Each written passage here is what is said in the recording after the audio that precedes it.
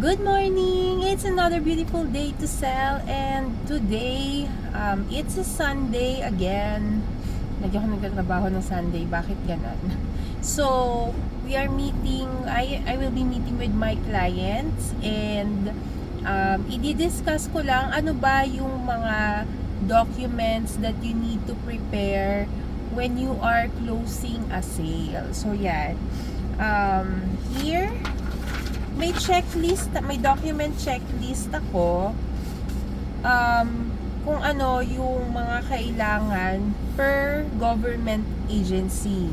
So, pero yung for today, i-discuss ko kung ano yung mga closing tools or the documents that you need to bring when closing or during closing.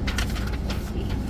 So, first of all, ano ba yung first of all natin?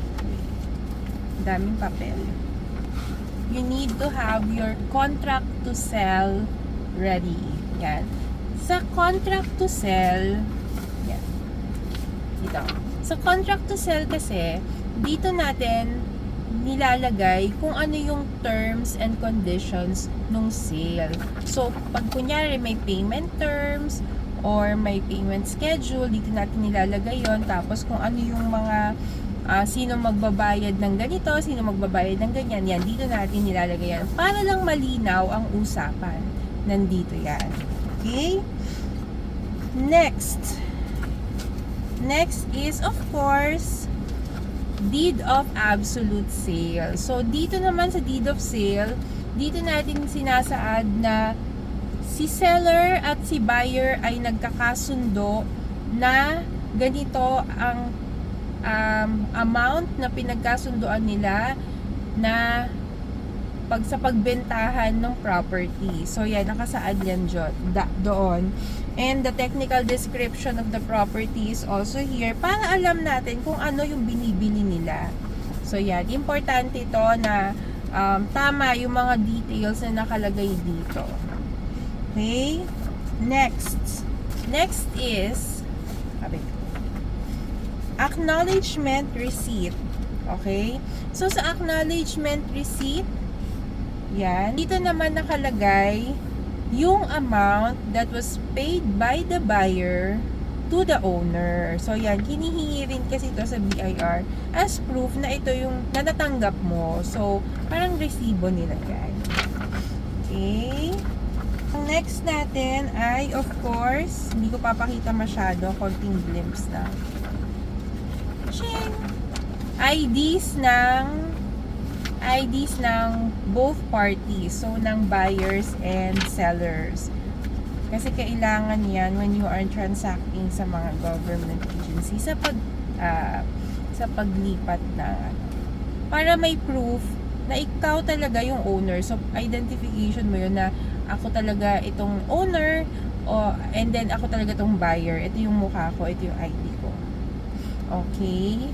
So, ito naman, another one is the transmittal letter or yung receiving copies. Para pag binigay na ni seller yung kanyang documents dun sa new owner, dun sa buyer, nakasaad dito na so and so and so ay naibigay na. So, para lang pag may nawala, hindi ka masisisi.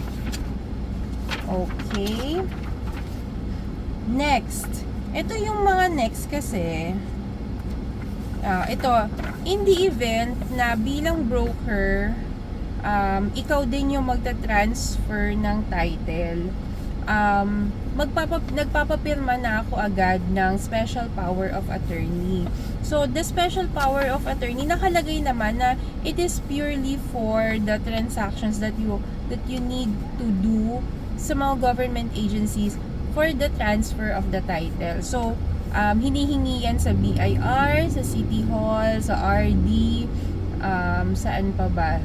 Yon, yung mga sa assessor's office. So, yan, para lang madali na makapag-transfer ka ng title in behalf of your clients. Papasignin mo na rin yan.